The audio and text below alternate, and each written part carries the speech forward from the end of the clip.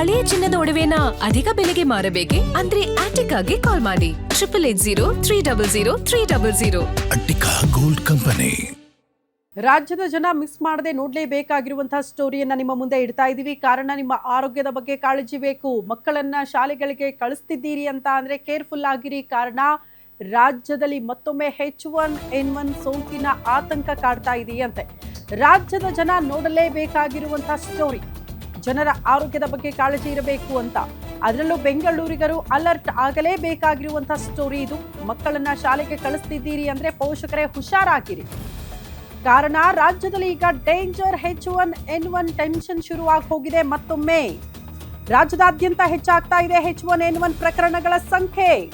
ರಾಜ್ಯದಲ್ಲಿ ಬರೋಬ್ಬರಿ 4125 H1N1 case ಇಲ್ಲಿ ತನಕ ದಾಖಲಾಗಿದೆ. ಹಾಗಾಗಿ ಅಲರ್ಟ್ ಆಗಿ ಬೆಂಗಳೂರಿಗರೇ ಅಲರ್ಟ್ ಆಗಿ. ಬೆಂಗಳೂರಿನಲ್ಲೇ 2000ಕ್ಕೂ ಹೆಚ್ಚು ಕೇಸ್ ದಾಖಲಾಗಿದೆ. ಖಾಸಗಿ ಶಾಲೆಯಲ್ಲೇ ಅನಾರೋಗ್ಯಕ್ಕೆ ಈಡಾಗಿದ್ದ ನೂರಾರು ಮಕ್ಕಳು. ಬೆಂಗಳೂರು ಸೇರಿ ರಾಜ್ಯದ ಹಲವು ಜಿಲ್ಲೆಗಳಲ್ಲಿ H1N1 ಆತಂಕ ಶುರುವಾಗ್ಬಿಟ್ಟಿದೆ.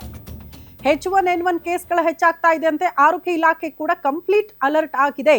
ಸೊ ಬೆಂಗಳೂರಿನ ಯಾವ್ಯಾವ ವ್ಯಾಪ್ತಿಯಲ್ಲಿ ಎಷ್ಟು ಕೇಸ್ಗಳು ಇಲ್ಲಿ ತನಕ ದಾಖಲಾಗಿದೆ ಅನ್ನೋದ್ರ ಬಗ್ಗೆ ಅಂಕಿ ಅಂಶದ ಸಮೇತ ನಿಮ್ಮ ಮುಂದೆ ಇಡ್ತಾ ಇದ್ದೀವಿ. ಉಡುಪಿಯಲ್ಲಿ 193, ಮೈಸೂರಲ್ಲಿ 184 ಕೇಸ್ಗಳು ಪತ್ತೆಯಾಗಿದೆ.